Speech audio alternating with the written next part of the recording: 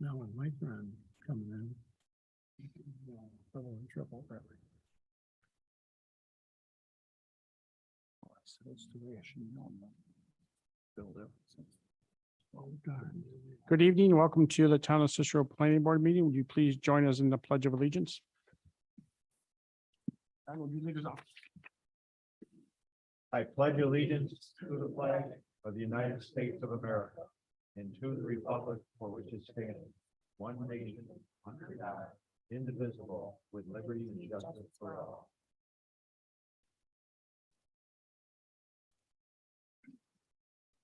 Before we jump into the agenda, I just want to pass on some sad news. Lomas Pardee passed away this past week. And the entire planning board would like to express our condolences to Mrs. Pardee and the Pardee family. He's a longtime Cicero resident, and chief of the fire department, was here at our meetings, almost every meeting, so we'll miss him.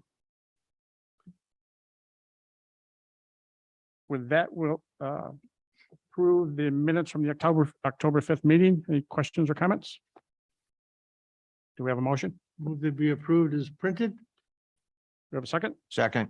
Mr. Duval, Yes. Mr. Abbey, Yes. Mr. Snyder, Yes. Mr. Bloss. Yes. And I vote yes, minutes have been approved. Now we will open the meeting to public comment. If there's anybody here that would like to address the board on any active application, you may do so now. Nobody? We'll close the public input. We'll move on to the first agenda item. It's for Monroe Development. This is Route 31, a PUD request. This is an update. It's been a while. It's been a little while. Good evening, Tim Boyer, items in room, land surveying. Thank you. This is just what you already have, it's a smaller of it. So we were last here back in November of last year. if Thank you. recall. Basically, there were some comments from the town specifically about wetlands is one of our biggest things.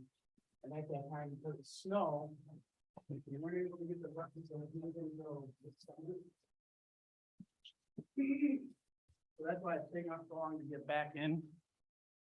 Now, specifically, we have the wetlands delineated on the property now, and it takes up this area, which then in turn, if you see that dark area here, this is the wetlands that we changed. Originally, we had apartments shown down here and apartments shown up here with the residential single-family properties over on this side of the ditch. So now, because of the wetland delineation, we redesigned a little bit with the apartments here, and the single-family townhouses or single-family residential structures up in this area. One other comment that we did address back in November was specifically the concern with the driveway access point down here on Route 31. Originally, if you recall, DOT gave us a limited access. They reevaluated our traffic study, and with the 120 units that we're proposing, they gave us a full access. So there is no restriction on the access for the 120. Now, if you do recall, originally we got approval for 250 units for this site, but that was a limited access. Again, we're only proposing 120 units on this site, and now we do have a full access from the state DOT. Right now, we're still in the preliminary conceptual plan for this potential PUD zone change. There's a lot of stuff that we have to eventually work out with details, landscaping, and all that kind of stuff, with details with the building, engineering and stormwater management and all that. But right now, we're hoping to try to move this back along to get us back into the good graces with the board, get at a conceptual approval so we can move into the more detailed plan of the PUD. Thank you, Tim. We'll open up to questions. Mr. Duval. Okay, where you show the stormwater basins? Yep. These are like retention ponds or? So those are general possible areas for detention ponds that he's trying to make, the engineers here, Mr. Ed Reed, he's trying to design around the potential spots for detention basins and that kind of thing. He doesn't want to just do a full build out and not take that into account. So we're hoping that these couple areas here will be utilized for our detention ponds, but that is subject to change once we do a full SWIP and a full study of the property. So it's like potential. It's potential areas. He just wanted to knock out a couple areas that look like they're going to hold the water in the low areas of the site. I'm good. Mr. Abbey. Hi, Tim. Hey. glad to see where you're able to resolve the issues with the driveway on 31. Yes, That was a big stickler. So that's out of the way now. yes, it's out of That's the way. good. And the sign looks good. Look forward to seeing more. And I'm sure when the Micron people come in, it'll be filled up. Well, we'll see, hopefully That's the we'll plan. get to that point eventually. Thank you. Thank you. Mr. Snyder. I like the layout. I think that's great. There is green space. Thing concerns me, I really wished, and I've looked at drawings and driven the area. I really wished we could get another full access to this property. Either trying to do something with American Legion in their property that's out back, so to speak.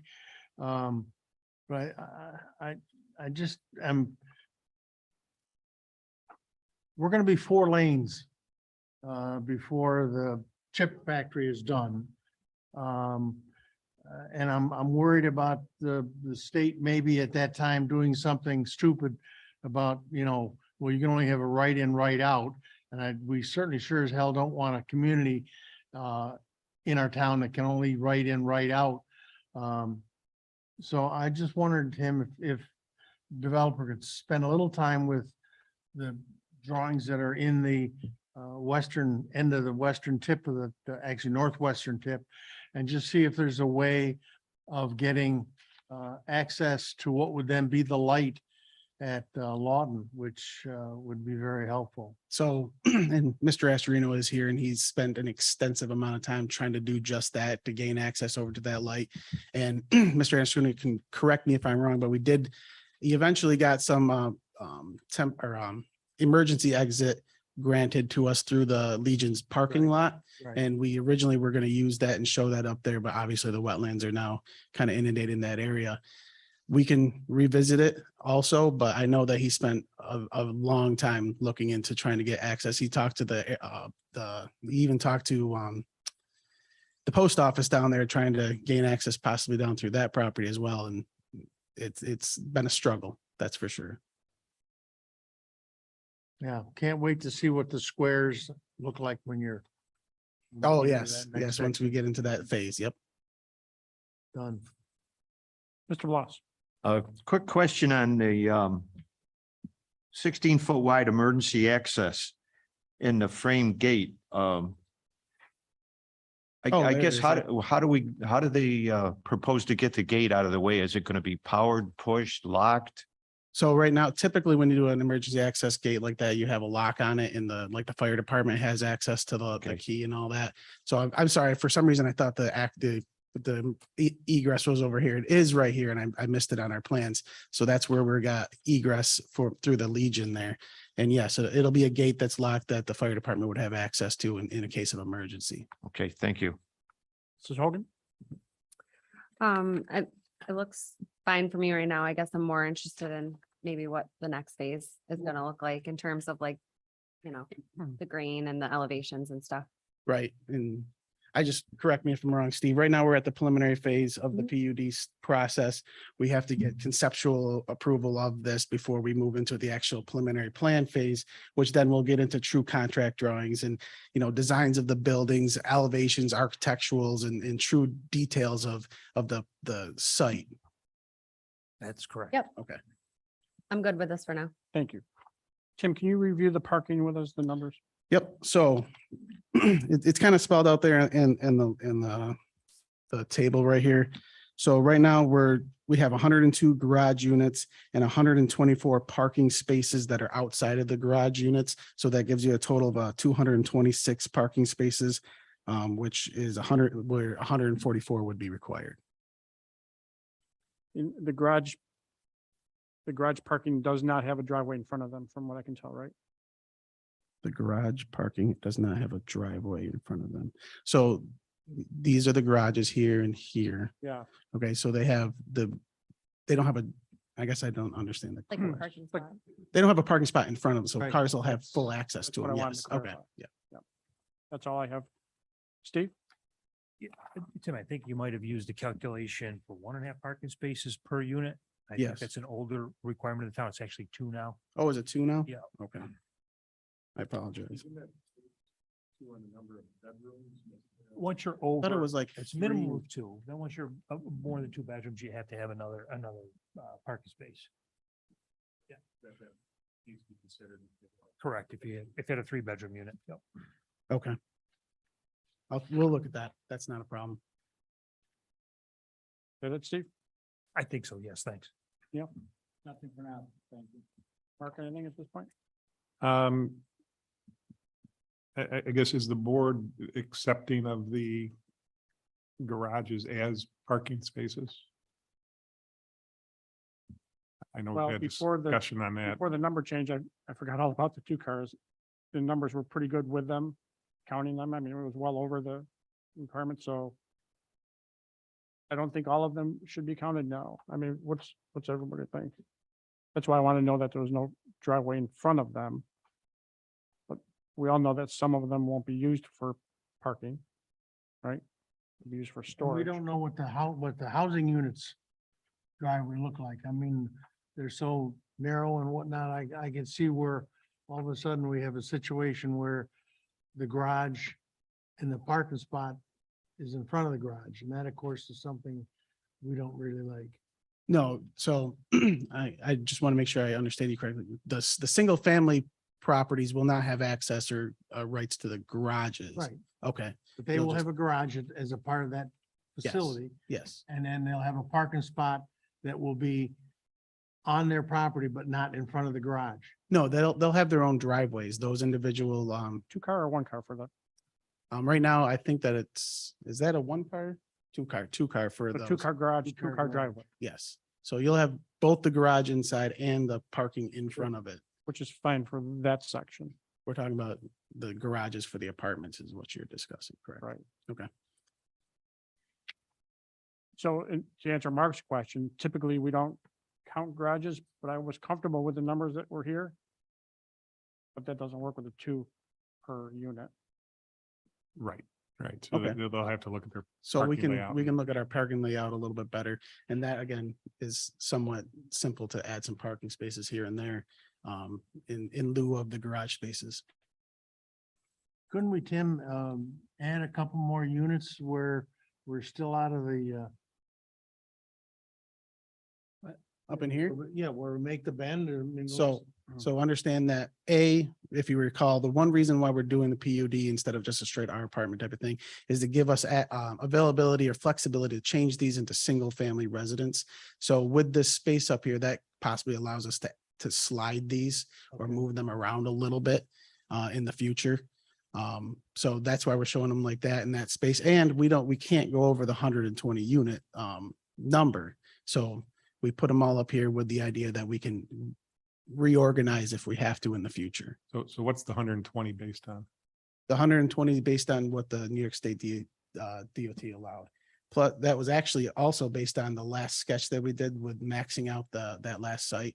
So we were maxed out at 120 units the last time and DOT were okay with that with the, if you remember, we originally got the semi-approval for the driveway and then they reiterated with the 120 units were allowed full access. How would this density compare if you compared it to what would be allowed for multifamily?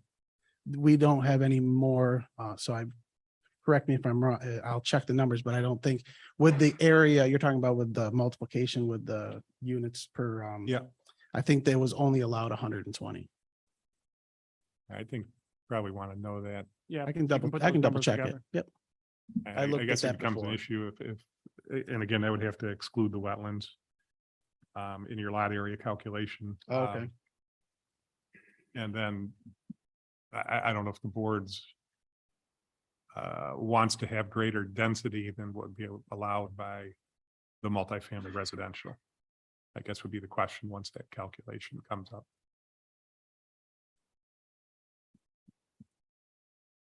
You want that answered now? Well, I don't think we need it answered now, but I don't know that you want to give any sort of approval of this to go forward until that, I would think you would want that answer given until you give some sort of blessing for them to continue, with this, with the number of units that they're proposing.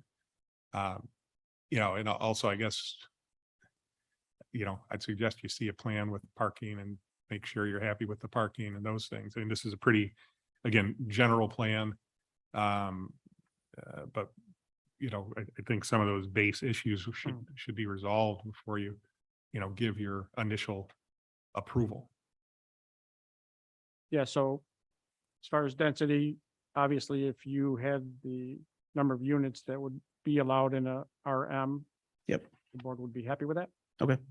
If it goes beyond that, that would have to be open for discussion. Now, I do remember doing the calculations, but that I did forget that now that we have bigger wetland, that comes into play. And I forgot the wetland comes into play with that density calculation. So previously, when I did the calculations, there wasn't this much wetland. So I'll Understood. double check that. Understood. Then I guess, what's the plan for the roads? Are these all private? These are all private, yes. Okay. And I guess you said you wanted the possibility of doing single family. So what is the board being asked to approve? Are these going to be multi-family units? These? No, it'd be similar to like each individual unit would have its own individual lot box, I want to say, or building envelope that you would build inside, similar to what's the It's our townhouse where you Yeah, have like a zero lot line, a yes, party wall. whatever party parcel wall. line? Yep. So you'd have to do a subdivision? Yep, we would. So in theory, and I know we went over this before. So in theory, we'd probably start with the apartments as phase one. And then potentially part of the subdivision and single family units as the second phase. And we would build it out in phases as far as the section of the subdivision goes with the single family. And again, part of it is, you know, if townhouses are hot, we want to do townhouses. If single family residents are hot, then he wants to switch into a single family individual standalone house. And that would be, I'll have to come back in here for reapproval and, you know, subdivision approval and all that. And if you do subdivide those, I mean, a subdivided lot's got to have access to a public right of way. You can't have a piece of property that doesn't have access to a public right of way. So Right, you'd have to do like an HOA. That's what we would be planning on doing, is an HOA.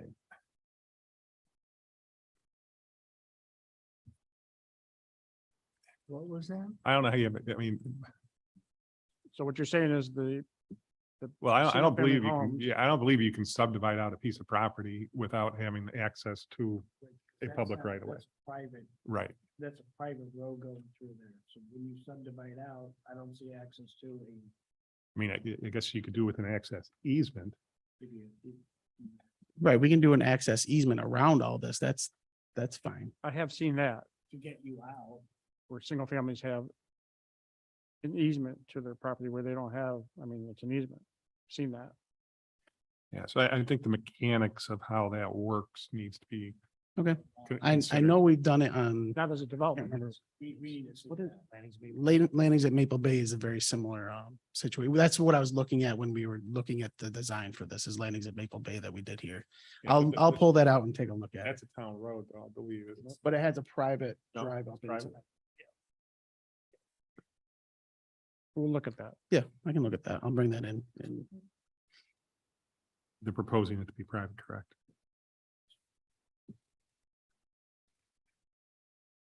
Mark, anything else at this point? No. Tim, anything else? not at this time. We'll revise the sketch with some of these comments, and I'll bring copies in and hopefully get back in front of you. Terrific. I really appreciate the time. Thank you very much. Thank you.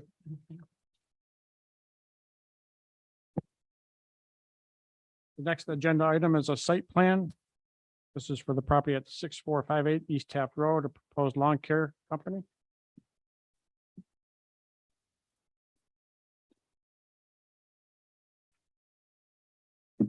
Welcome back. Thank you. That was nice and quick. Yeah. Mark Budash, 19 Naylor Circle, here for Amy and Rich, Virginia, for site plan approval.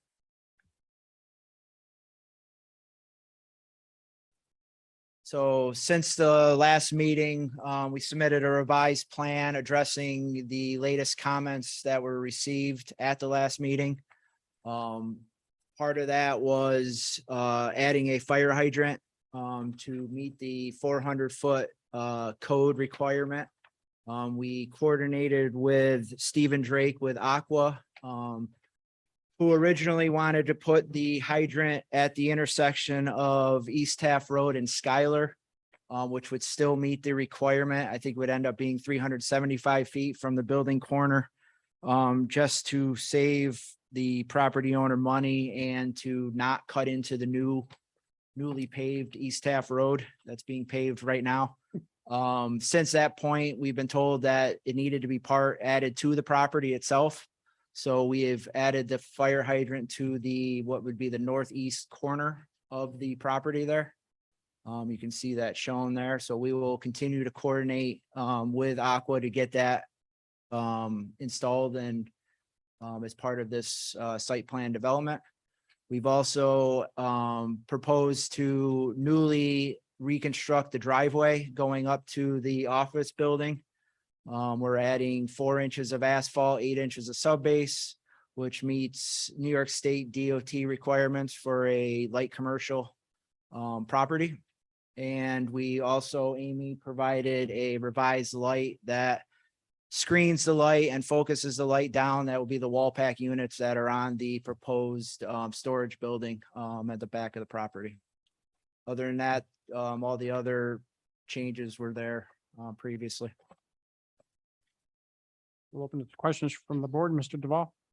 So you're adding to the thickness of the driveway? Yes, we've basically taken out the whole driveway. It's an existing asphalt driveway. We're ripping it completely out, putting eight inches of sub base in there and 4 inches of asphalt. So the core came out not good. Well, we went out and did some digs. We kind of dug it and it wasn't worth the money to go through and get some cores where we figured we can get it cheaper just to do it. And So you're gonna take it out and redo it? correct. I'm good. Mr. Abbey? I'm good at this time. Mr. Snyder? I'm good. Mr. Bloss? I'm all set. Mrs. Hogan? Nothing. I just want to say thank you for doing everything that we asked. I'm all set. Did you provide the sign dimensions? We've got that. I believe that was provided last meeting. Site proposal. Yes, it is. It is taken care of. Yep. Hey, Mark, you reviewed the lighting? Yes, they're fine. Steve? All set, thank you. Yeah. What's the date of your last revision of the plan? I believe it's October. Yeah, it was last Tuesday, October 10th.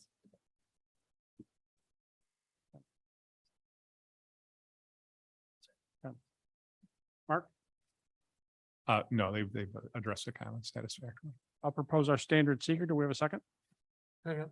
Mr. Duval? Yes. Mr. Abbey? Yes. Mr. Snyder? Yes. Mr. Bloss? Yes. And I vote yes. Seeker passes. Neil, would you propose a motion for approval, please? Yes, you're gonna move for the adoption of the resolution approving the application known as Richard and Amy Virginia, 6458 East Taft Road, proposed lawn care company. Said that approval is for the site plan last dated October 10th, 2022. This is the restricted condition on the following: one, the color scheme and renderings and the color basis is presented by the applicant to the plan where the this application shall be incorporated by reference into the site plan approval and the board approval thereof. Accordingly, the actual project must substantially conform to the items as presented here. Would somebody like to make that as a motion? I'll make the Do we have a second? Second. Mr. Duval? Yes. Mr. Abbey? Yes. Mr. Snyder? Yes. Mr. Bloss? Yes. And I vote yes. Good luck with it. Good luck. Thank you. Have a good evening. Thank you very much. Thank you. Next item on the agenda is a site plan. This is a proposed daycare facility at 8341 Bruton Road. Welcome back. Good evening. I am Tom DiTullio, representing Mr. and Mrs. Hines, 237 Whittier Ave, Thomas J. DiTullio, architect. We'd like to give you these. But as we'd like them to be, so photograph. I think much better. Thank you.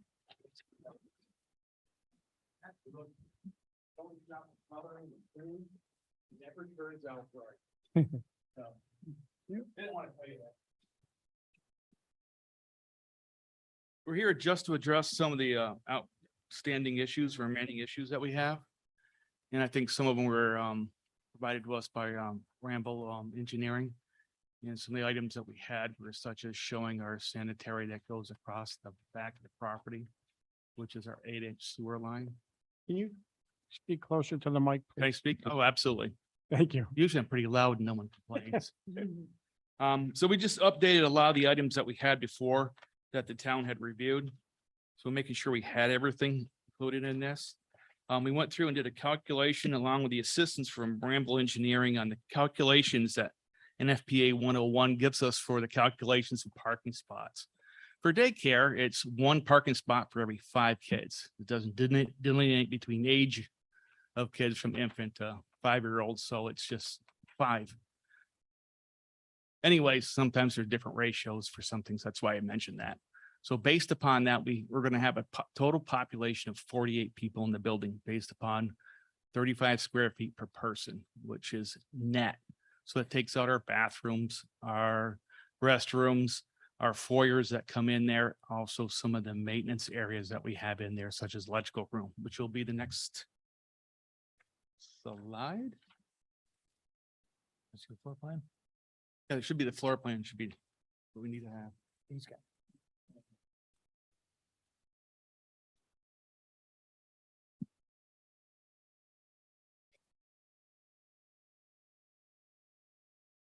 If I would have known this, I would have sent you a PDF file and they would have been all strung together. Mr. Procopio didn't tell me that. There we go. So we're looking at the floor plan there is, it's oriented where the left side is the front of Route 11 Brewerton Road. So you have an understanding of that. One of the questions that we had was fenced in area, which we'll have to have a fenced in area in the back side of it, which corresponds to our site plan for toddler activity in the backside. But for me, what we had to do is we have to add another exit off our sleeping area because NFPA 101 and the state building code require we have direct access for anyone that can't be self-preserved. So all your infants underneath the age of 30 months need to have a direct access out the outside of it. So that's our access door out the rear. That'll be new, going to a sidewalk, which goes over, around, and connects to the drive area, paved tarvia on the left-hand side if you're standing on the road. That's one of the issues we had to deal with. We also flushed out the interior spaces, which included our makeup for heating up bottles and maintaining stuff and washing and changing areas, which is always very important because we don't tend to want to spread those apart because if you've ever had kids, they're never doing anything together to make anything easy. So you know that works. So that's presently what we have right now. The interior may change a little bit as we massage it, but based upon the calculation, we're using the numbers that Department of State has given us along with New York State Health Department for our regulations of maximum capacity. So we have 40 kids and basically 48 adults, which means 7 staff and 1 being the director. So with that in mind, we need to have a total of 16 parking spots. If we go back to our site plan with our parking, we had 17 previously without expanding the parking areas, which give us the flow. Mr. Hines said that there was a question that the board had whether or not our entrance off of Brewerton Road would create an issue with DOT. And DOT has sent a reply back saying it's not an issue as long as we set up our traffic pattern coming either off Route 11 Brewerton Road or coming off Crabtree Lane, either or. If we do it in both directions, it'll work out best. If they turn left on a Crabtree, then go across their parking lot, drop off in front of the door, then they can exit on the left side or right side, or go back to the intersection at Crabtree. So they saw no issue there. I have been there at 8 o'clock in the morning. You tell me. I mean, the traffic pattern is going to be the traffic pattern. You're going to have to exit, probably turn right out of it, or it slows down enough, go left, or you can go across and pick up Route 31. So.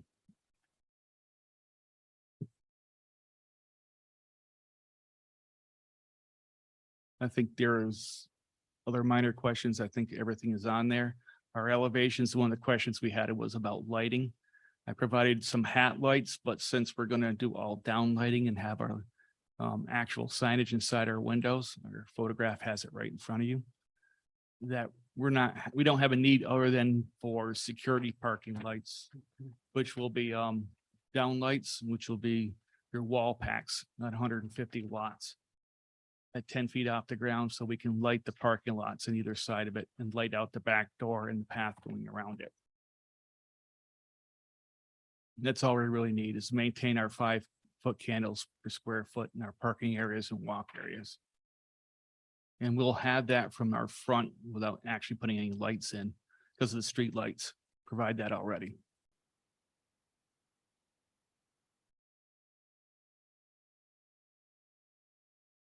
I'm trying to recall if there's anything else I may have missed. Any questions? Mr. Duval? So you can enter and exit on both, You can enter and exit on both because you can, 11 and correct. The drive's is basically 24 feet wide. So they see that as both a dual entrance and exit because of the width. And being an existing one, they don't have any issues in the previous operation that they had before. and one handicap spot. And one handicap spot required, yes.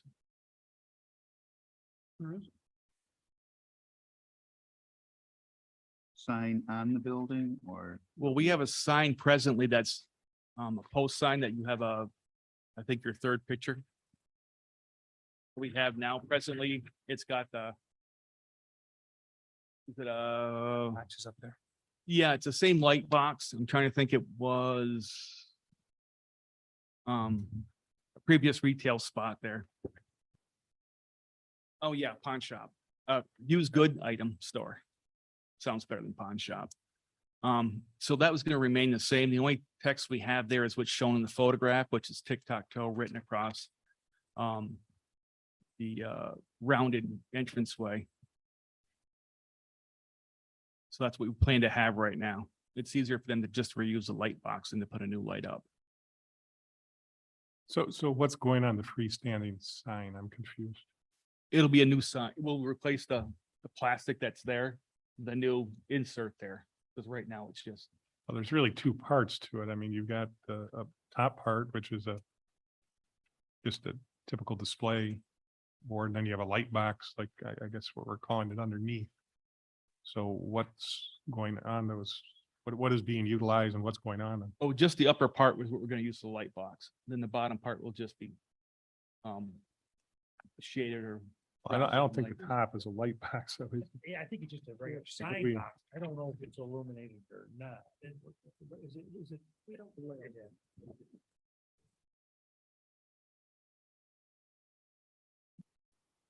and I guess as part of, we're going to talk about signage. I mean, is what's shown in this photo that you've given us going to be the building signage?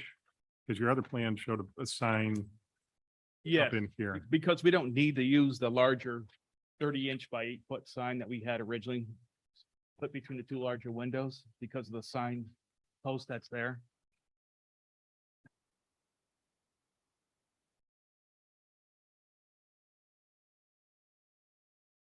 Oh, you want to put the sign on?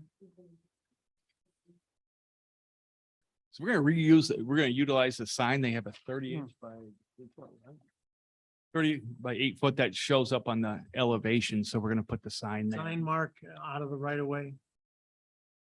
Yes, Well, we're talking about a few different things. yeah, We're talking about building mounted signage, building down okay, signage. that- which currently there's a, On the elevation shows it between the two larger windows. There's a 30 by 8 foot, 30-inch by 8-foot sign. Right there. Pawn shop on it. so is that what you're proposing for the building mounted signage? Right, there'll be the building mountain signage. Okay, so are you gonna hit, well, I guess in the windows, it's not technically signage, so I suppose they could keep that there if they choose. What's happening with the freestanding sign? we have a quote, we're waiting for the quote to come back. We're just gonna put up, replace it with our quote. So, successful one. Replace what? Because again, you've got two parts to this sign. You've got the upper part. The upper part is where we would put the logo, and that bottom part, we utilize just like, coming to. Like, where you can buy the letters, it wouldn't be something that we necessarily would put anything up all the time.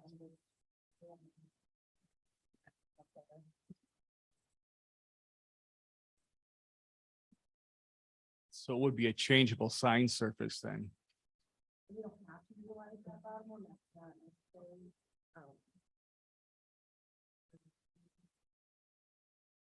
That's the one marker was at, is it? It is, They're it is, located- yeah, it's not, it is not in the right of way. It is out of the right of way. Yes.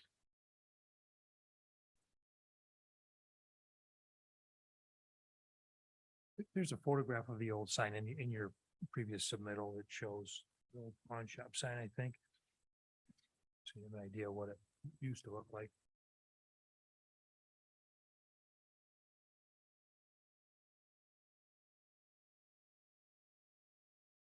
Yeah, here we go.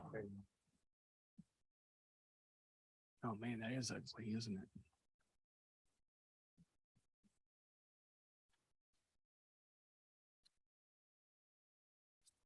The bottom parts saying- could be removed if it needed to be. I don't think there's anything. So you're saying you use the bottom part for Well, have a nice day or Christmas is 10 days away or something like that? We don't have to, but if it was there, that's what we figured we need. Or possibly is there a phone number? Always maybe. Coming soon, accepting applications. We lost one of your kids, please call. oh, God, I hope not. Yeah.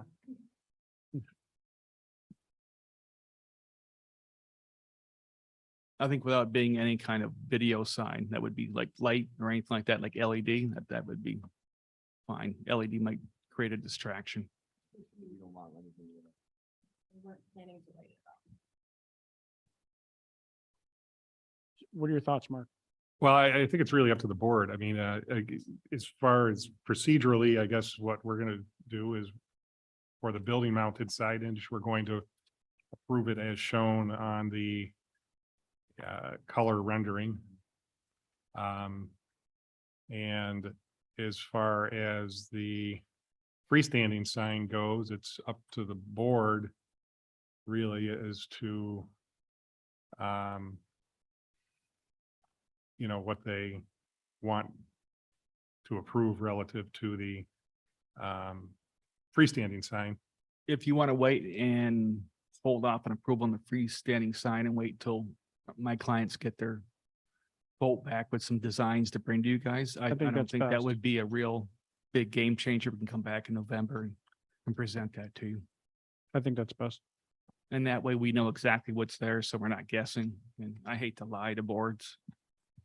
Boards hate to be lied to. I understand that part. Yeah, I try to be nice and a good rapport and I'm gonna, don't know, I'm gonna say, I don't know. So. But we'd like to go forward and complete the inside of this as quickly So as then- possible. We would be looking at another site plan for the sign in the future. Is that it? I think it would just be signage. Are you concerned about the square footage of the sign or actually the aesthetic of the sign? I don't know if you're waiting to approve this 2 weeks from now. I don't know. From what I understand, this applicant has that time available to them. So I'd be wondering, is the board just interested in what they want to have for square footage or they want to actually see the sign rendering? Square footage. So I wonder if you can make that determination this evening. And so the square footage is shown here. I mean, Right, the square footage is shown on our sign plan, which is, I think, the second plan in right there. It's got a height of 17 feet approximately. It's approximately 3.9 feet, 4 feet wide, and approximately 10 feet, 9 feet and a third inches high. 3 Gentlemen? feet, excuse me. Lady, thoughts on that? Looks big to me. I think it looks extra large and I think I would need to see exactly what it would look like redone. I also think that it would be interesting if you could look into seeing the bottom part be removed. I think that it does kind of, minimize what you're trying to do. Like it kind of lowers the look or the class of like maybe, do you know what I mean? So, it might modernize it if you can get rid of it completely and redo the sign. I would like to see the exact sign before I mean, what it would actually look like. That's my opinion. If it helps, it would be the exact, the front door, the tic-tac-toe board for the logo. Actually, the photograph that you have So I now. don't know if that. Great, excuse me. That's okay. Oh, we got it covered up. Yeah. Oh, this on the door? Oh, okay, okay, gotcha. This- We don't have that one scanned in. Mm. Yeah, I took a photograph this morning, so that's why you Oh, yeah. have the photographs that you have.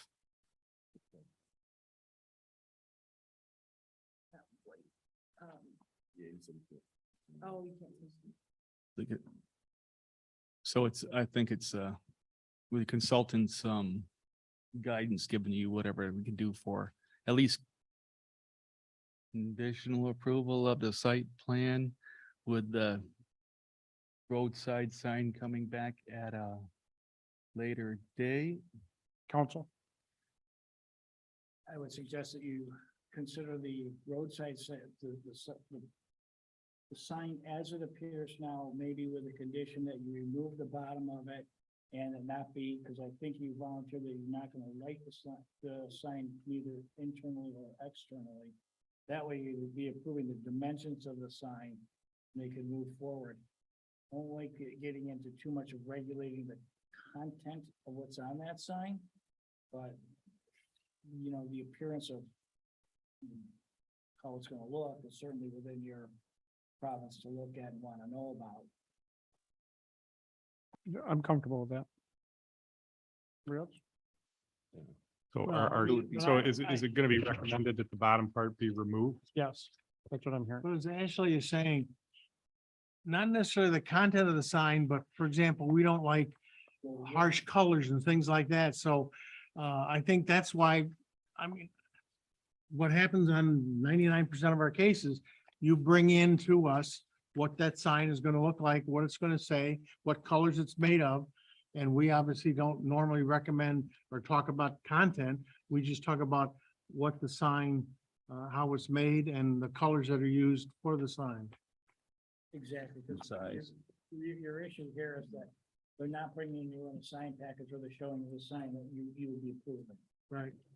So it's a leap of faith for you to say, okay, those are dimensions, but you do not get, to your point, the opportunity to look at the thing and say, you know, this colors or the way you got that set up, really. Right. No, we have no problem bringing back what will actually be that. Like, if we can get it some kind of contingency upon final approval of bringing the sign design back in there. That gets tricky because now you're talking about an approval based on a sign that you haven't seen. And then coming back to that and. I'm sorry, have we moved on from the actual like place too? No, The we actual, have not. okay, we're just talking about sign right now, Yeah, right? right now, we're still on Jim Okay. for questions. Right. I mean, is the intent for you to have a similar color palette to what you've got here? I mean, for this. Oh, I don't think it'll be freestanding different than sign that at or- all, right? Very, yes, very simple, it's very simple, yes. So how it's just, the red and the, against the white. Or there's just the blue. I I can even do a black and white, I gotta be honest with you, I don't even care. It's cool. I suppose you could insert some kind of limitation like neutral coloring. Or matching the scheme of the actual photograph right now that we have with the grays. and- Matching the scheme of the building mounted Right. signage. And that, And that we won't differ from that. We won't have a contrasting or abrupt, is that a good word to use? Color? That's a good one. So this sign is beyond your ability, your office to approve. Is it beyond?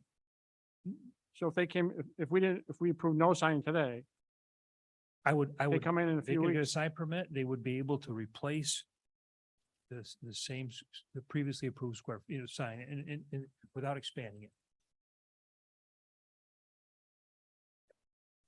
We could just omit it from. I think you at least want to say that you want the lower portion of the freestanding sign removed. Agreed. Get the square Yeah. footage. But keep the remaining 6 foot 0.2 by 3.9 and leave that up. With the bottom 3.1 by 3.9 removed, both sides, right, correct? Yep. You comfortable with that, Neil? So, Jim, any more questions? No, I'm good. Chuck? Well, this building's gone through several businesses over the years, from the pawn shop, liquor store, Yes. Gas gas station. station. Oh, there's all kinds of types still left Well, inside. There's One all question I remnants have, of when everything. in dealing with gas stations, I know it was required way back, but are the tanks removed? Or do The you tanks proof have of that? removed, my knowledge, yes, the tanks were removed. I think several years ago. Well, when would they- have been, yeah. when they decommissioned the gas station, they had to have them removed at the time. DEC typically does that now, last 20 years. They force them to take the tanks out Okay. once they lose their sponsorship. That way they're not, like we've had before, something stops in the 70s or 80s. We have tank leakages and all kinds of issues. Okay. I just hate to assume anything. Well, I checked too, and it wasn't, it shows up on the DEC website Okay. that it was removed. The, But it didn't the, tell me how big the tanks were. It just said, fuel tanks removed. I'm assuming those are the correct ones. the handicap parking, where is that? It is right around our side. It's shown right here. Where to check? That's right by our front door, basically, on the left-hand side. Oh, yeah. Okay, I do see that. I thought it was a spec. You thank you you. do need to provide a sign on the building. Right, we have to provide signage and notation for the aisle walkway too. On the north side of the building, you have marked trash storage. Does that include a dumpster or just trash, Well, we have to have, trash it. cans? We would have to have a dumpster. We have to secure it too. Being daycare, we have to make sure everything that goes out. We have to have certain requirements for trash pickup because it is a So- biohazard. So the pickup would have to come in and back in south to that area?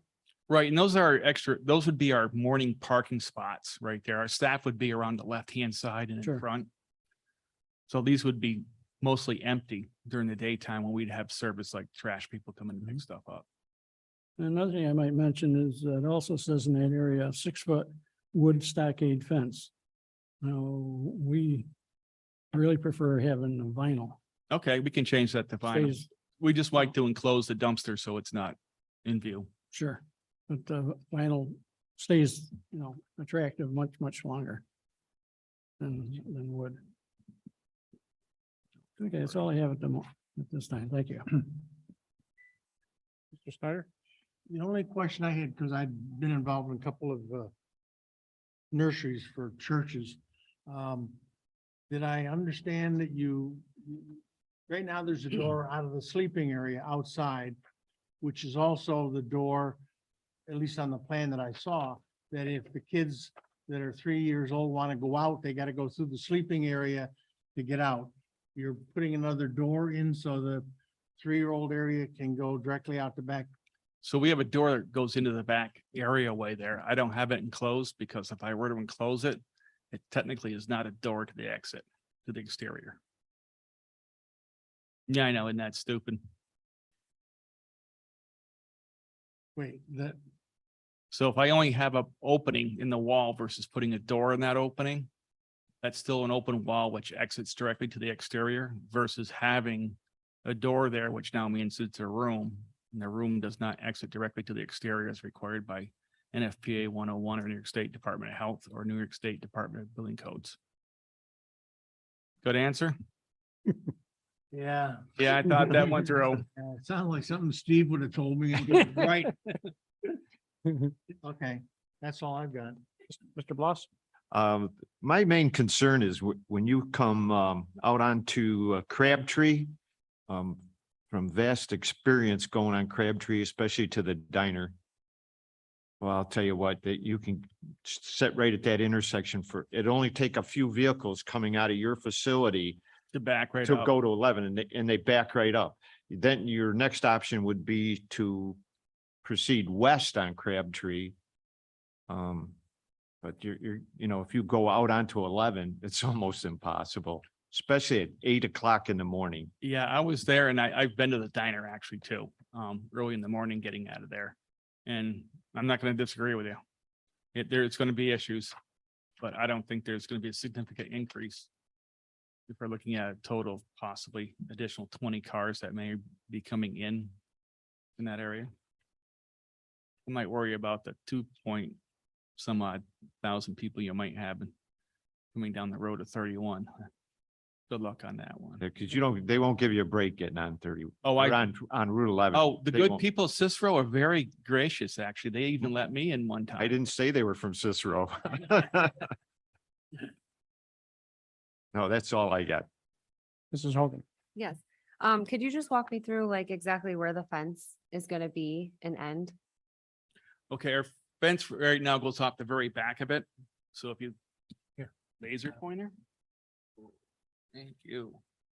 So here we go. Here's our fence right here. So it's gonna come off the back corner and go directly out. That's approximately 20 feet and come right across the side and align with the very edge of the building right here. So our walkway is gonna come through here, go right along here, and then go through a gate onto our tarvia right here. So that's our egress pathway for all of our younger kids. Because they can put up to 3 kids in an egress crib and push them along. They have oversized tires. So they're made to go in a more rougher area and go quicker. So those are the ones you pile your kids in, push them out the door. So 2 cribs out will take care of the 6 toddlers that you're allowed to have. Okay. And then my other question was, I know that you said there's no limitations in terms of enter and exit out of the 2 entries into the parking lot. I didn't say there was no limitations. I said there's a 24-foot wide entryway and DOT considers that to be without comment. They said there's no concern that they have because the driveway is wide enough to have both in and exit, interior and out of exit way because there's enough width for 2 vehicles there. Okay. I guess my concern with that, and I mentioned this last time, was with kids getting out of the vehicle and walking into the building, a lot of them around the same amount of time, and traffic going both ways in the parking lot concerns me.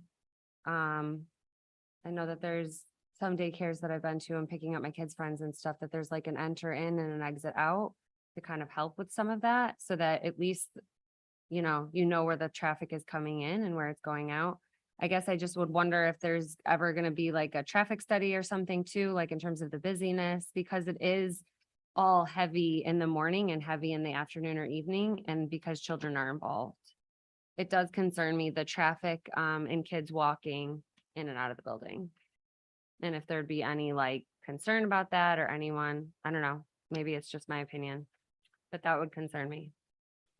Well, Thank you. typically all your drop off spots are right here anyways. The parents be pulling in here, walking along the front of the building.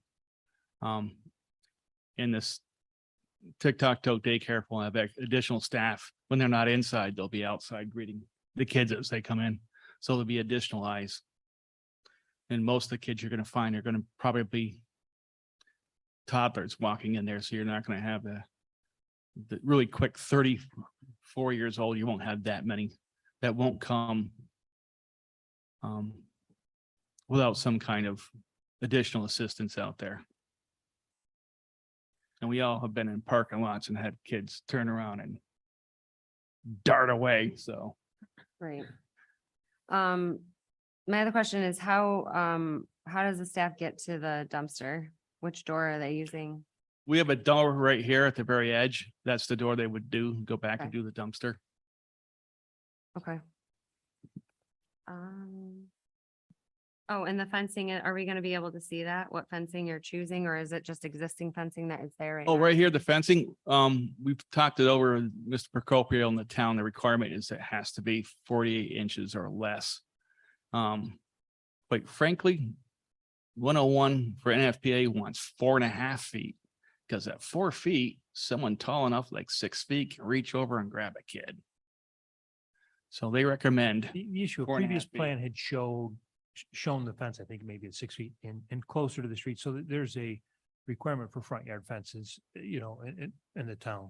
They don't exceed 4 feet in height and 50% opaque. That was the comment made. The fence now has been reduced.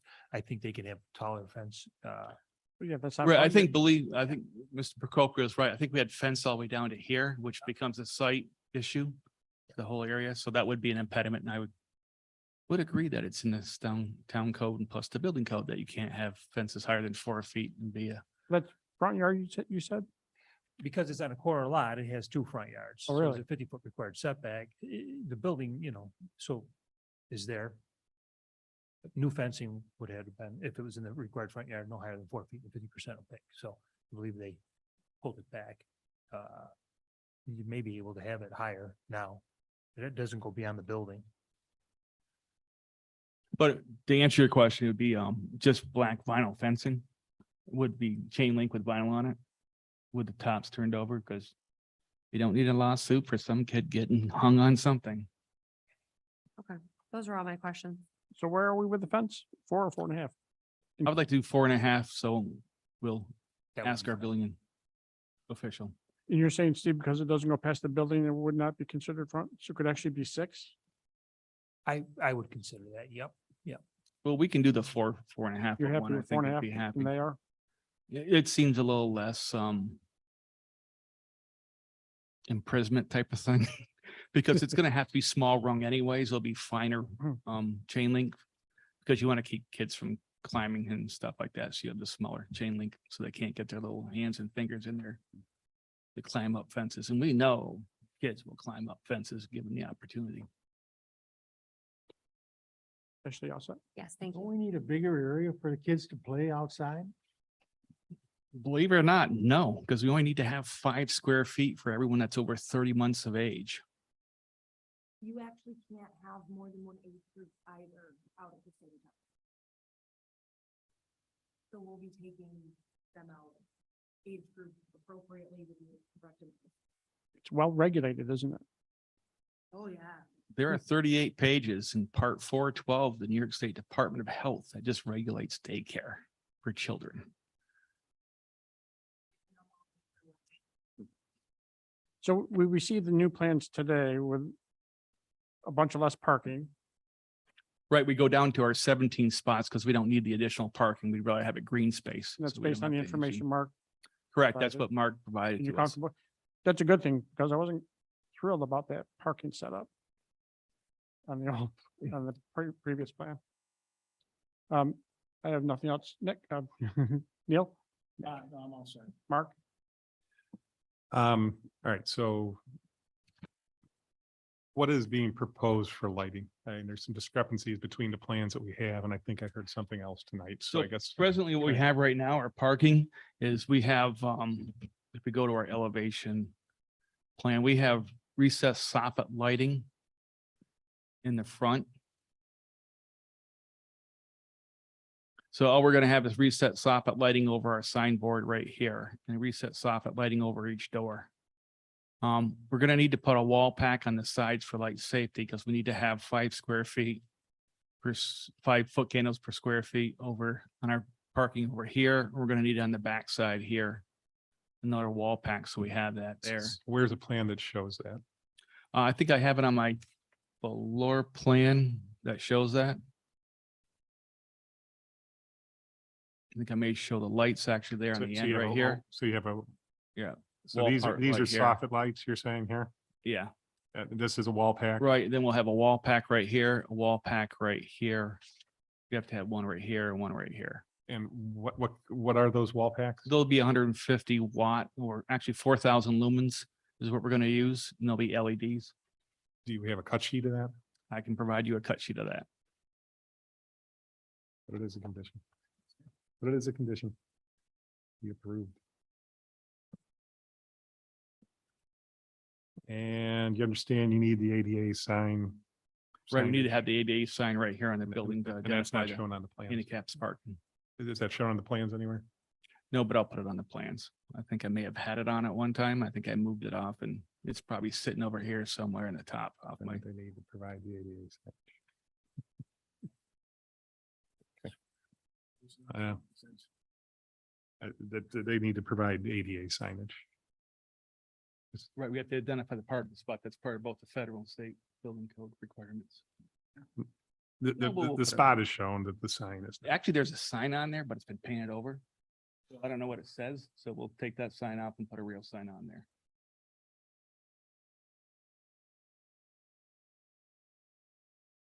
Getting a few more.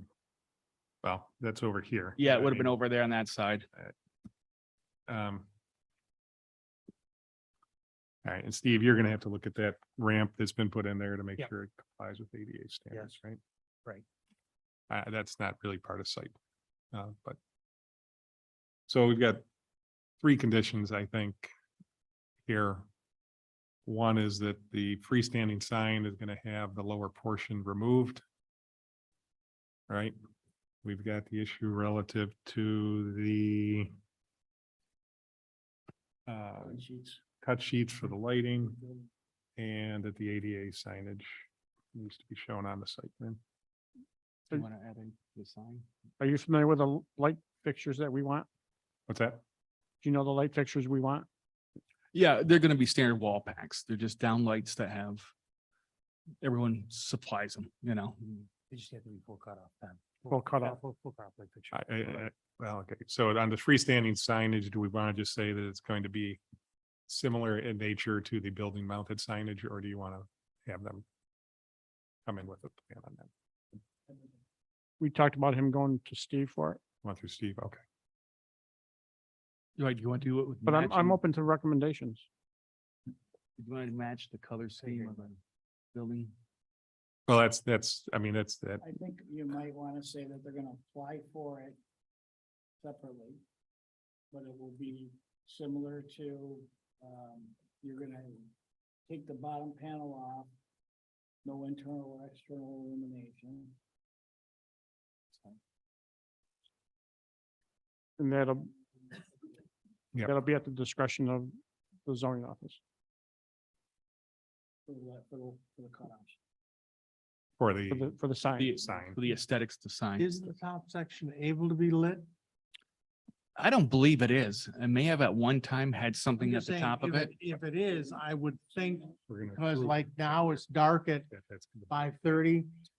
It might be nice if you had the sign lit internally, freestanding. so people could find you. I mean, it's kind of busy, a lot of traffic when they're picking their kids up or. I just think those are two metal panels with some kind of vinyl applied to Okay, it. if That's all. I think at one time there may have been some kind of Just want to make sign. sure if it's lit, electric lit now, that we don't say, no, you can't light it. Yeah, I think they may have had banner signs there with some kind of down lighting at the very top of it. I think this may have been a Seaway gas station at one time or a mobile or something similar to that. I'm guessing. Can you guys recall what was there? Was a gas The station. gas Yeah. station. Yeah. Can- Dougie So they Luke's- had some kind of banner type Rotary. light with down lighting on there possibly. And they probably didn't light it back then with, interior illumination. They probably would have done something outside. And this isn't where they get new customers every day. You know what I mean? I don't think We gotta advertising figure is it a out. problem. I think. You know, Okay, so why don't we do this? We're gonna talk about a motion. I'm acting, adjourn this for a couple minutes while we prepare the motion. Okay, so we'll move on to the next agenda item. All right. no, that's So if you fine. can just take a seat and we'll be. Oh, with you in a few absolutely. minutes. Not a problem. Thank you. You go away.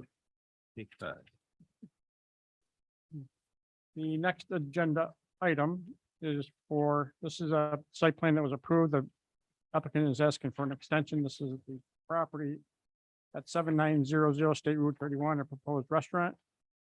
And the applicant got their approval November 17th of last year. So the 1-year approval runs out in a few weeks and they're asking for a 1-year extension. Questions or comments? Anybody? I'll make a motion to approve the extension. Do we have a second? I'll second. 9 seconds. Who seconded it? Mr. Duval, Yes. Mr. Abbey, Yes, Mr. Snyder, Yes. Mr. Bloss. Yes. And I vote yes. Extension is approved. Are you here for the extension? I'm sorry, I didn't know you were here. You want to come up and talk? I wanted, I wanted to be eating there by now. What the heck? You too, right? I'm sorry, I didn't know you were here. Your extension's approved. Yep. You're welcome. Next item on the agenda is Clinton's Ditch Corporation for the property at 8478 Pardee Road. This is a proposed warehouse extension.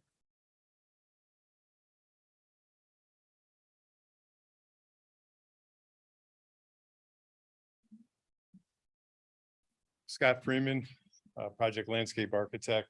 With me is Mike Moringer, plant manager, and I'm done, plant manager.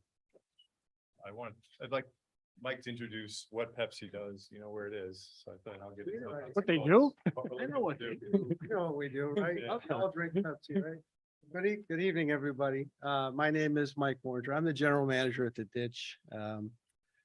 Been there, let's see, for about 11 years. For those of you that don't know, most of you guys are probably from Cicero, so you're familiar with the Ditch, but we've been there since 1968. And we've kind of grown along the way and expanded. We're a franchise filler for PepsiCo. So we're owned by Pepsi franchisees, and we do have some ownership by PepsiCo as well. And we're here, I'm pretty excited about the project we've got in front of us right here. We've kind of expanded Clinton's Ditch over the years, over the course of the 50 years. You know, we went from 1 building to 4 buildings. And we've expanded inside the plant. We keep pushing a lot of our storage space out as we put production equipment in the plant to diversify our product lines, to keep ourselves relevant in the industry. And we're at a point now where we've just, actually this past year, we had to push out of our building and we're renting space. We're renting 75,000 square feet over in the town of DeWitt. Because we just ran out of space.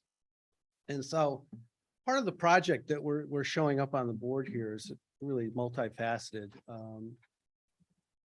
The part that builds the warehouse is probably the larger orange square that you see up there. That's a 66,000 square foot warehouse expansion onto our plant that will allow us to get out of that outside warehouse that we have in DeWitt and just bring all of our supplies and our support materials right back into our own location. We're also, one of the things we're pretty proud of at the Ditch, and I've shared this with Scott, we have a large fleet. It's become a competitive advantage for us in our industry. It's been so hard to get shipping and transportation. Anybody that's read the trade papers or anything knows it's very hard to get trucks to carry things, get them to do it on time. Well, we've got 44 tractors, 170 trailers, and we've got about 60 over the road drivers. And having that fleet has been a real competitive advantage for us. The downside is we've got this, I hate to say it, we've got like this 2-bit garage in the backside of our property that supports that equipment. And so it's long overdue that we try to get a nice transportation center to support that fleet. And that's what you see in the northwest part of that drawing up there. So the 2 major components of this transformation here would be to get rid of our old parking garage, which is a bit of an embarrassment actually, and do the new transportation garage and to do that warehouse expansion.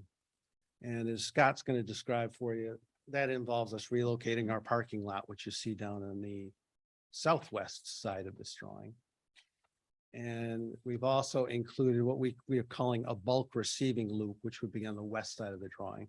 The bulk receiving loop is, you know, if you were looking at the Clinton's Ditch property today and just watching trucks come in and out, you'd see tanker trailers that bring in CO2 and they bring in sugar and they bring in nitrogen. They pull into our main parking lot, right where our employees park, where I park, where guests park. This allows us to relocate that loop so that they can come in directly, offload, and go right out on the other side of the loop. So that's the essence of the project. We're pretty excited about it. We haven't had a major investment like this in Clinton's Ditch in a while. And it will be a nice transformation. If we can get this done the way we've got it, it'll be a nice transformation of our property. So that's just a little overview of our project. Thank you. We'll open up to questions. I'm sorry, did you want to? Yeah, I'd give it a little more detail. Yeah, on the please. project if you're interested. So I guess where we stand now is, you know, we've done a lot of time working with the Pepsi team transportation manager and John. One of the things that's really critical is how you get in and out of this facility. If you've been up Hardy Road, there's a little rise, and right when you're at the top of the rise, if you work there, you come in there. If you're delivering goods, the bulk storage, you not only do you come in, but those trucks are backing up, and then you have trucks coming out. Everything's happening in one location. So with Steve, John, Mike, and I, we came up with a master plan, which you can't see is, and there's the upper part of the plan, they'll have an entry drive going to the back of the site, and that'll be for employees only. And recently, the southern portion of the site, right in front of the Comfort Inn, Mike was able to pick up a piece of property there. So we're going to take the staff, which was right by the main entry drive, push them to the south. So I know how Cicero works. You guys need to see the whole thing. So when we had our 6 months ago, I said, before we talk about pieces, let's show the town the whole thing. And then we'll talk about phasing after we show you everything. Because for everything to happen in the back, the first thing that needs to happen is we need to get the staff lot to the south, get that built. That's its own stormwater SWIP. Then we can work on the expansion in the transportation center. And then we can move through a guardhouse, get to the back. And that's important. So I'm just gonna go, I have like 6 or 7 bullet points. One is wetlands. That's the other thing that's interesting. 8 years ago, we had one delineation. Then 4 years ago, we had another delineation. And then recently, right where the transportation center, a new wetland popped up. So laws change, water changes, there's a lot of change. So what we'd like to do throughout this is going to be a process. We're not going to come in 1 month and say, here's everything, review it, give us an answer. So what we're really looking for is, we're going to be totally transparent with our project. We've been working with the wetlands. There is a notice of violation in the back. There was a minor area there's been some beaver dams. They raised the water level. They lowered the water level. Mike's been contending with that. They did a little gravel paving parking lot in the back, and we went over a limit line. Interestingly enough, we repaved the edge of the parking lot. According to DEC, that's a wetland, but 40 years ago, there's a fence that goes right through the middle of the wetland, and it wasn't a wetland. So I can assure you, Pepsi didn't knowingly fill or violate that area. So long story short, Ambient Engineering has been working on a work plan. That's a proposal for how to mitigate the notice of violation. So at the end of the month, we're gonna have some test pits dug to see exactly how much fill and where, and then we're gonna negotiate. That's a major artery going to the back parking lot. For Pepsi to work, they need that rear expansion area. So we're gonna work on that. And as part of the work plan, they asked us to put together a temporary SWIP. And my engineer, Mark, had a brief discussion. And we had a meeting with Army Corps, DEC, our wetland biologist, and Mike, the whole team. And what we came up with was, let's not work on a temporary SWIP when there's gonna be a project coming up in the spring. So we had a meeting with New York State DEC, and they agreed that we can roll portions of the violation into the first phase of the project. So we'll be totally transparent. We'll share that as it develops. While we're working on the wetland violation and SWIP on that side of the building, we're going to work on the parking lot in the front. So we got a lot of moving pieces. Circulation, going from one access point of everything to we'll start on the south, coming up Carmenica Road, whatever. I think that's what it is. We're Comfort Inn. That's for the staff. Then you come up. Existing drive will become visitors only, maybe 5 to 10 to 12 spaces. And then everyone that works for Pepsi will come in the north drive and come in through a gate. And then if you work for the fleet center, you'll make a right. If you're making a delivery, you'll make a left, and there's a little more to it than that. But in general, safety, separation equals safety. So that's where we're going there. Sanitary and water, for how big this expansion is, according to Mike and John and his staff, we're getting warehouse material out where there's not going to be an increase in water in, so there won't be an increase in water out sanitary. There is a major sanitary line right where that big rectangle addition is. We'll have to relocate that and work with the town to get that all figured out.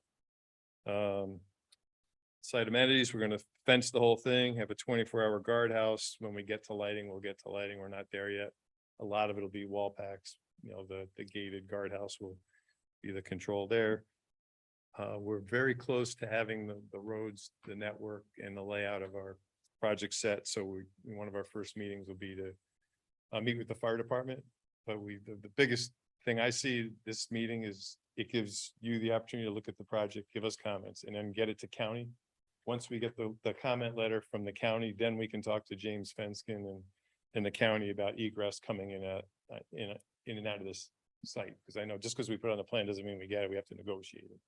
But I think if you really look closely at the plan, it's a big improvement, but we have to go through the process.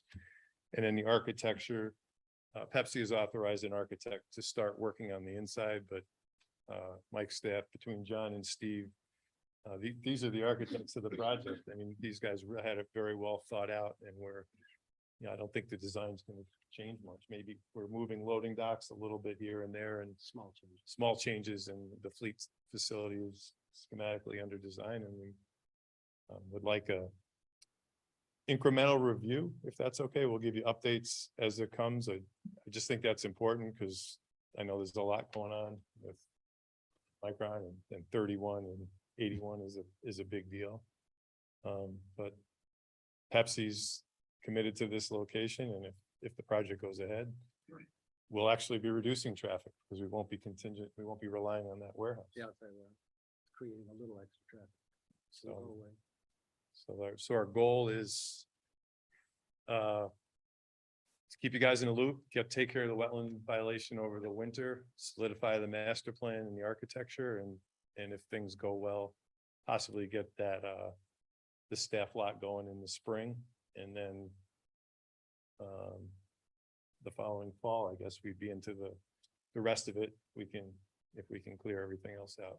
So I open that up to questions, threw a lot at you. Mr. Duval. Are you adding employees? We might add in incremental 1 or 2 employees because of our bringing the warehouse on site, but nothing of any significance. It's not really changing the inside of our business. It's more the exterior. Okay. It's production dominant, and if you go in there, they can't produce. It's hard to produce and store things in the same location. So they need more some, room. we've lost some efficiency because we've had to displace a lot of our storage floor space with equipment, and the equipment was necessary to just stay relevant in our business. So we've hit that wall where now we need to put some walls up. Expand. Yeah. I mean, I don't know what your production numbers are, but you threw one number at me. They're at capacity, and you can take on more work. If you can get the cases out of there, you can increase your work by another decent 10% Yeah. easily.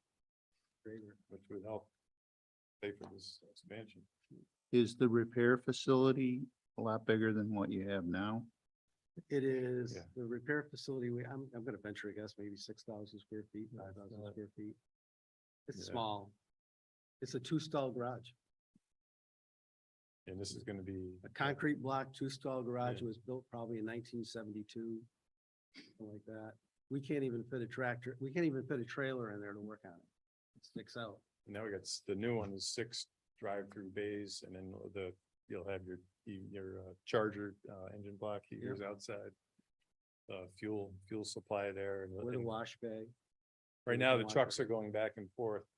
So with a new order efficient movement through the site, it'll just be safer and quicker. We actually have to sub out some of our truck work because we can't do it. We're just, it's not a good thing to do. We really want to do it ourselves. And it's all for in-house trucks. For our in-house We're not trucks. for public use, so it's just for Pepsi, the Pepsi fleet. That's all I got for right now. Mr. Abbey.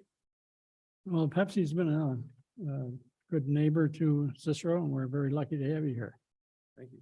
And question, you're going to be adding robots to move things around in your new setup? We've already got a few robots in-house that we palletize product with, so they've been pretty slick. Okay. Very nice technology. Yes.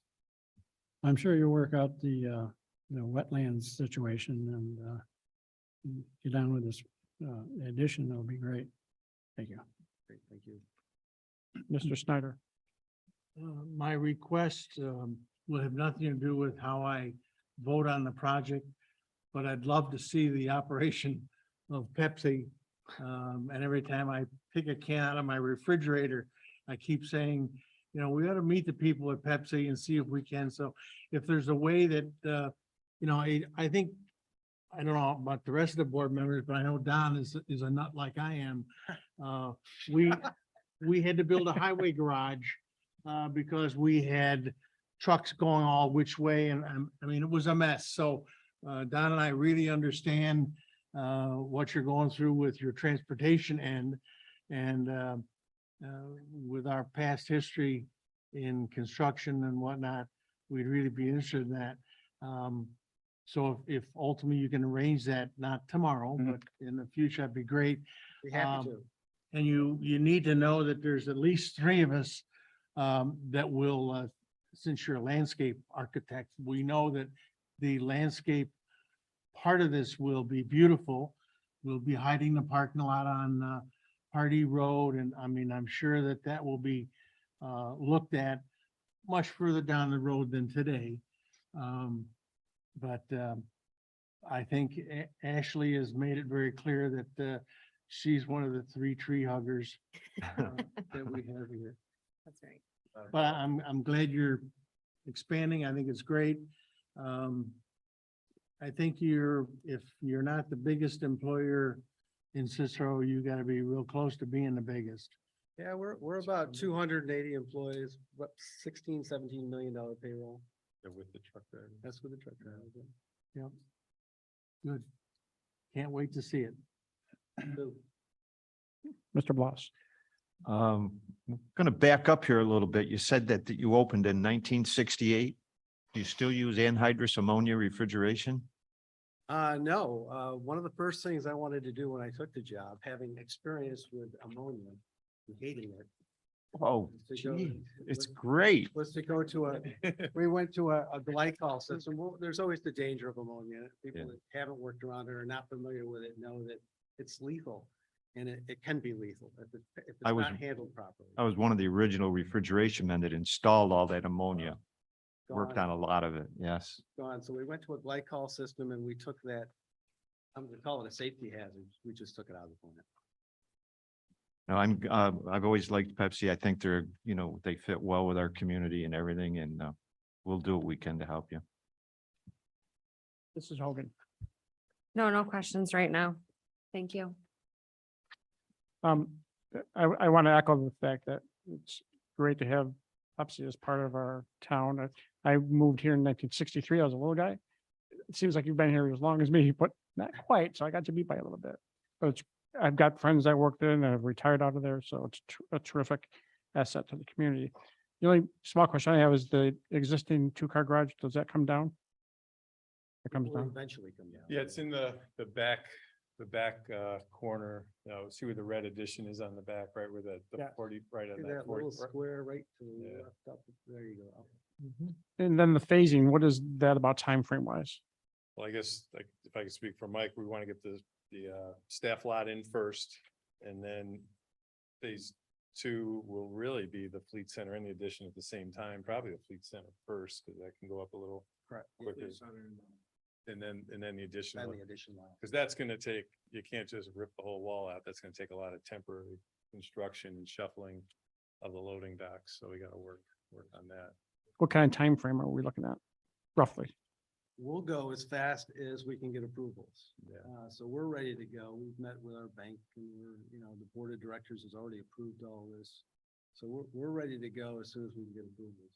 We got a lot of work for Mark here. We got 3 Well, watersheds to review. I guess the question is, are you providing a master plan and then coming in with phases of site plans for each? I think what part. we'd like to do, Mark, is sit down, me and Rudy maybe. We want to design it all. And then Mike will pay for it as it goes, because what we don't want to have happen is we don't want to design one system. And then in the next phase have to redo a prior system. Are you asking for a single site plan approval of the entire project, or are you going to get it approved in phases? I think we got to get down a little further down the road to do that. It might be in phases. I can't answer that question yet. I think we're just at the starting line. We got to see Okay. how the wetland, if the wetland permit goes well and we get through it, then we might be able to move ahead with the design and get it all done in its entirety. If we hit a snag in the back or the side, we may push to get a portion of it done. Okay. We've got the 1 year approval. Well, You're concerned with it. I just don't know when we're gonna see it.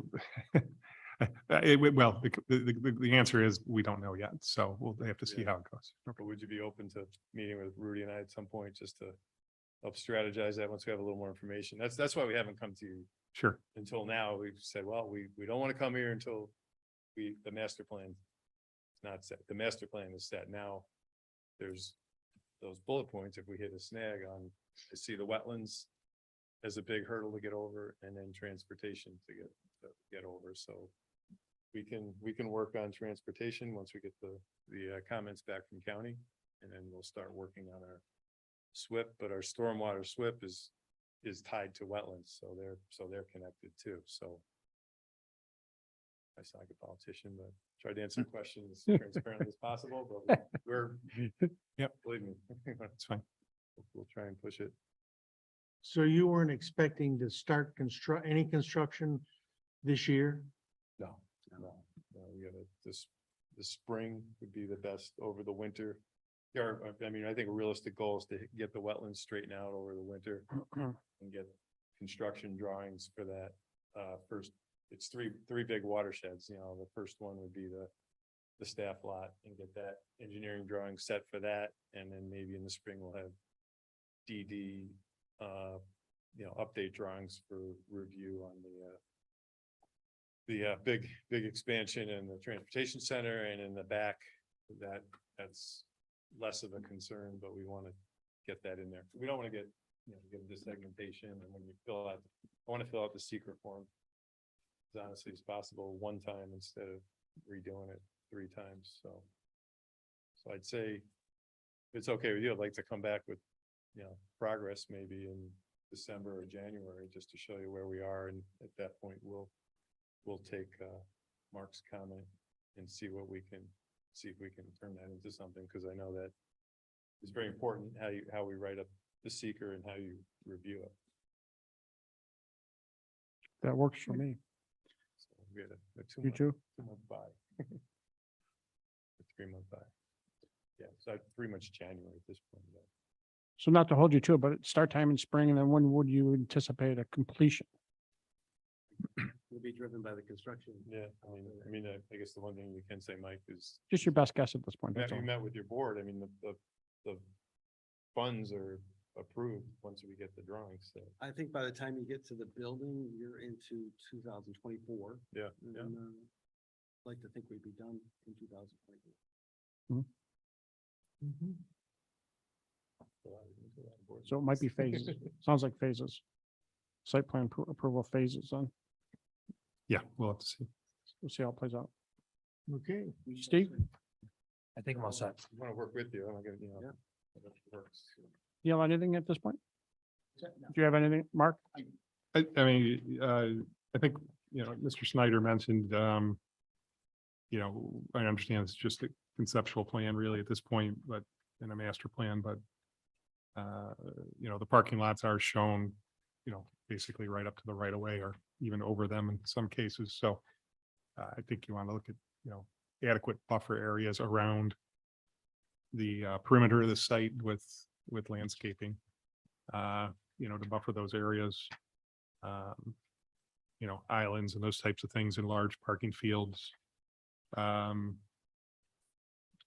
So, again, just from a conceptual level, that's all I really have to say for now. Is the intent to combine the lot that is purchased on Carmenica with the overall parcel? Yes. Yeah. Okay, So all right. Steve and I spoke briefly about that. We got a little work to do on that. Okay, that takes care of that. All right, nothing else. Thank you. Okay. Anything else from you? There'll be a signage component too, so we'll look at that.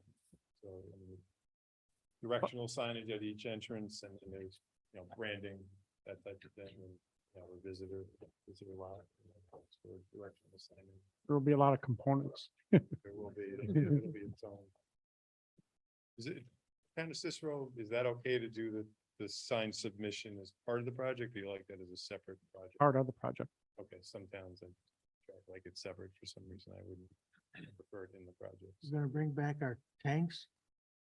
What's that? Gonna bring back the tanks that get painted like soda cans. You. That's maybe.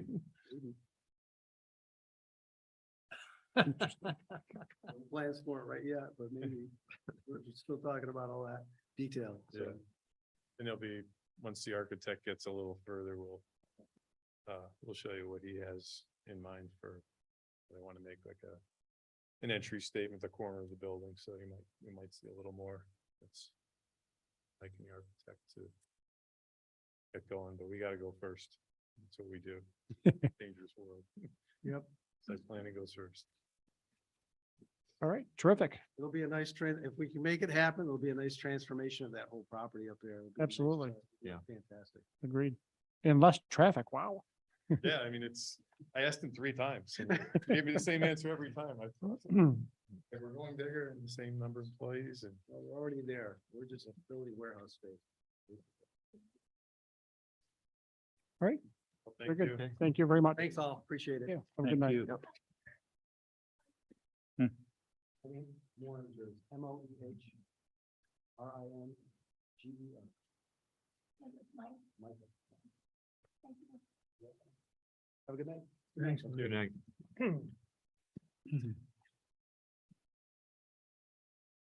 Do we want to revert to the daycare? Did they leave? No, they're. Oh. What's that? I'll do a standard seeker. Do we have a second? Do we have a second to the standard seeker? Second. Mr. Duval, Yes. Mr. Abbey, Yes. Mr. Snyder, Yes. Mr. Bloss, Yes. and I vote yes, seeker passes. Now, Neil, would you do a motion for approval? Please. Yes, you're going to move for the adoption of a resolution approving the application known as Heinz Family Ventures LLC, 8341 Brewerton Road, proposed daycare. This approval is strictly conditioned on the following. 1, the color schemes and renderings and/or elevations as presented by the applicant to the planning board in regard to this application shall be incorporated by reference into the site plan and the board's approval thereof. Accordingly, the actual project must substantially conform to the items as presented herein. 2, the building mounted signage is approved as depicted on the rendering supplied by the applicant. 3, the bottom panel will be removed from the freestanding sign. The remaining portion of the sign will not be internally or externally illuminated.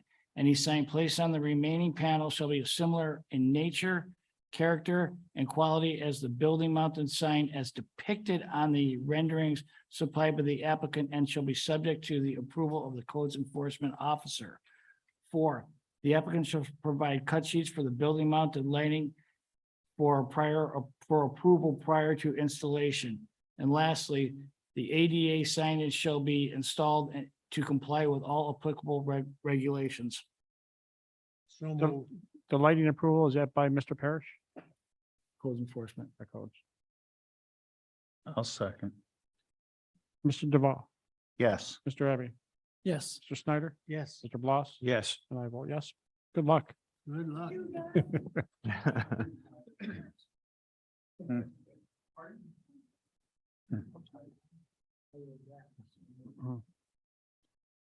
Last item on the agenda.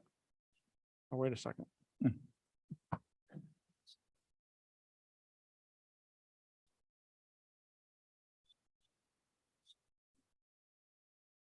Last agenda item is a sketch plan review for a proposed 7,800 square foot building addition at property at 6260 South Bay Road. Good evening. Good evening. Terry Horse, the Terry Horse Landscape Architecture, representing Pear Gain and Dan Manning Architects. Pear Gain is looking to expand their building to add warehouse storage. Currently, they are leasing space that the lease will be expiring at the beginning of the year that they're wishing to consolidate to their property. So Peargain Communications are a telecommunication company. They engineer, furnish, and install services to customers throughout New York State and New England. So they do installation, and most of their clients are major telecommunication and cable service providers. So the space would be used to warehouse and store the wire and such that they need to do their services. They employ 15 people. 13 are full-time and 2 are part-time. And the way they work, they're for the most part, they're not working in the building. They come in with their vans and get their materials, or they design in the building, doing their engineering work. But they do most of their work on site at the locations in New York and New England. So they are proposing the 7,800 square foot addition. And when we do that, right now, that's all paved back there. There's a way to go back and forth on where I can use that. Okay, so just push the button. The round button. Yeah. Oh, there it is. So right now, this whole space is paved up to the property line. So the warehouse addition will be going over asphalt. And then behind it will be landscaped. This property here is residential, so we're providing, a 15-foot buffer for this parking here. And then pushing down, there's presently a couple dumpsters that they use. So we're moving them. They're just sitting on the asphalt, so we're going to put them on a pad and an enclosure. There'll be an overhead door here, though it's not a formal loading dock. It'll be just for like a box truck in their vans that they need to load. And they have this existing loading in the front that won't change. None of the parking that's existing here in the front won't change. But the parking back here, so there's about 54 spaces. I think that's what I had. In doing so, when we do take this out, we go down to 27 spaces. But again, that's far more than what they need for their employees. They don't have customers come here. They might have vendors or visitors every so often. But for the most part, that's just, more than what they would need. And I think that's pretty much the overview of what they're planning. We'll open it to questions. Mr. Duval? Okay, so you're removing an existing ADA parking space, right? So you're going down to just one. We're going down, there's 2. So there's one There's 2, here. but you're reducing it down to one. Right. And you're adding 5 trees? Yes, we're adding just a couple of arborvitaes or 5 arborvitaes back here. The vegetation on the neighbor's property, those are really large trees. So they already provide a lot of buffering for the residential. And what's the dimensions of the new warehouse? Oh, let me see, it's on the architect plan. Yeah. New warehouse. The new one is 61 by 126.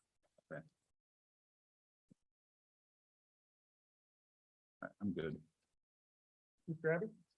And so I'd mentioned as in one of our previous applicants about, you mentioned enclosing the dumpster. And I just mentioned using vinyl as Right. opposed to chain link. Yeah, and that, Yeah, then- I took a note.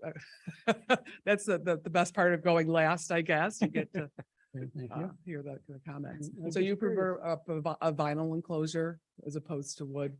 Okay, Sure. Okay. Thank you. And just curious, the expansion going basically north, is that on existing property you had, or did you have to add a parcel? to No, come up that's with all that? on existing property. Because I That's know all there's a part- big expanse there. Right. No, that's all his Oh, property. yeah. Okay, great, thank you. Mr. Snyder? The side setback is 25 feet. Does that also mean that the parking should be 25 feet back, Mark? No? So parking can be much closer than the normal setback.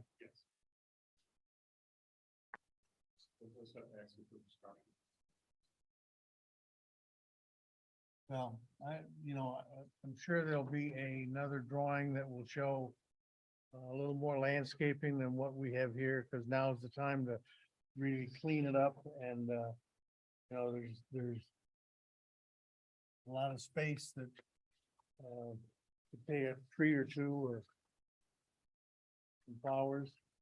So are you talking in addition to, so I have a little bit here, so additional landscaping in this space? Okay. Well, the only concern, we can put some smaller things maybe behind the building. It's just that these are really large trees and I don't want to, I'm more thinking of Anything. along South Bay and along the side street. okay, so this is a ditch and there's some vegetation in there. And there's a tree here. So, some street trees here, is that what you're thinking? Okay.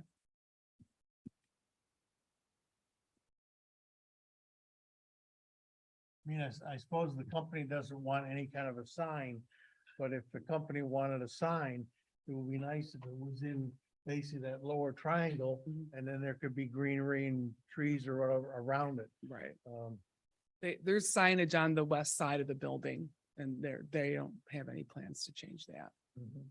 So, I'm done. Mr. Bloss, I'm all set. Mrs. Hogan. Yes, I obviously would agree with Mr. Snyder about more trees, but I also would take it a step further and now I'm like kind of pushing native trees. So I don't know if you could look into that and be more specific on native trees. Yep. Because they're the ones that last Mhm. and survive. And then I'm just interested in maybe the next phase when we actually see the elevations and the detail, but other than that, no questions right now. Thank you. Okay, so I'm the third tree hugger. I was gonna mention some more trees up in here. I was also thinking Oh. about some kind of landscaping in this area. And yeah, on the intersection Yeah. corner. Yeah. Okay. As Mr. Snyder said, this is our chance to dress it up and Okay. that's all I have at this point. Mr. Procopio, I'm all set right now. Thank Mr. you. Jermaine. Mark. And Anything else? actually, I think from a previous meeting, you talked about lighting. And I looked it up. So there's lighting, there's wall packs on there. And I don't think we'll probably propose wall packs more for the door security, but there's no parking lot lighting or anything proposed. in this, So, Are you gonna want? cut? Okay, all okay. right, thank you very much. All right, thank you. God bless you. Thank you. The last of our agenda items, anything from any of the team? Well, like the one I saw, Mark, the fella in Brewerton that was changing a building into a pool supply place. I'm not 100% sure, but it looks like he's using the building as he Mr. Snyder, you asked can be us to sure, want to use the you can building. be sure. I visited them. He is using it. I visited them. So they're updating their plans to get back in here. And I see the judicial place did move their sign as per your request. Noticed that today, but I gotta check the location. Need about Yeah. a permit. Yeah, there's a bunch of them out there. So Well, we sent letters out, right? What? Or going to. They're going in. Anybody else? Can we produce a list of what those are? In other words, the outstanding projects that we have? Yeah, we did that at the last meeting. Yep. Yeah, but I don't think we got it. No, we talked about it. Yeah. Yeah. Can we have a copy of that It's in the minutes. list? I don't think it's in the minutes. But we can watch the recording if it's still up there and we'll get it. But I can't, we have, I know which. Who's got? the Well, list? that We're gonna give them to Neil that and Neil's gonna. very efficient lady that sits in the back corner of your office, I'm sure she has it already done. so you can watch it on TV. Anybody else? Do we have a motion to, do we have a motion to adjourn? I'll Motion to adjourn. second.